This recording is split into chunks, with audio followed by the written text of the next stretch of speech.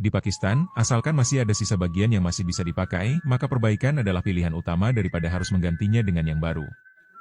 Setelah menempuh perjalanan yang cukup jauh, paman ini datang dengan membawa dua poros roda gigi. Komponen yang perlu diperbaiki adalah roda gigi di sisi kiri, di mana braket bawahnya sudah hilang entah kemana.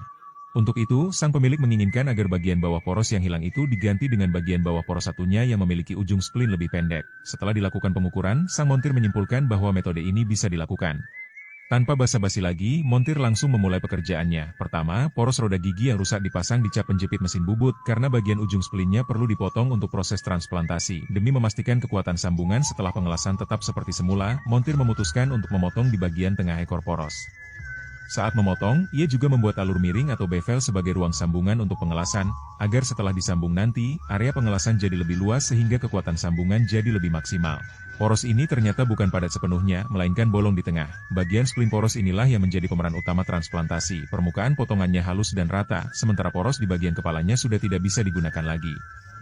Selanjutnya, montir memasang poros roda gigi yang satu lagi di mesin bubut, lalu membandingkan dengan kepala poros yang tadi dilepas. Semua ukuran harus diukur tanpa sedikit pun kesalahan, agar panjang dan posisi sesuai dengan aslinya. Setelah dikonfirmasi akurat, ia mulai melakukan pemotongan bagian kedua. Karena bagian dalamnya juga berongga, proses pemotongan berlangsung cepat. Sekarang sudah tampak jelas perbedaan antara poros yang panjang dan yang pendek.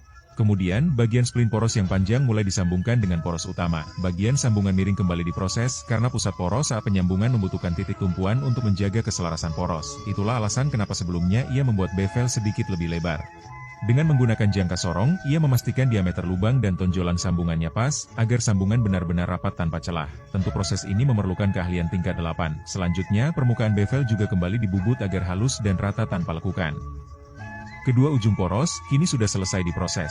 Karena ukurannya sangat pas, menyambungnya langsung tentu tidak akan mudah. Karena ketebalan di titik sambung dibuat sangat tipis, penyambungannya tidak bisa dipukul dengan palu. Oleh karena itu ia menggunakan alat presi hidrolik manual untuk menekan kepala poros masuk secara perlahan.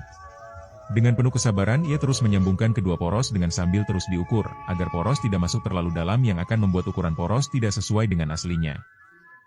Setelah proses penyambungan di mesin pres hidrolik selesai, montir memasangnya kembali di mesin bubut untuk proses pengelasan di bagian sambungan. Begitu pengelasan selesai, sisa kerak las diketuk-ketuk untuk dibersihkan. Sampai tahap ini, poros roda gigi baru hasil transplantasi sudah kembali utuh.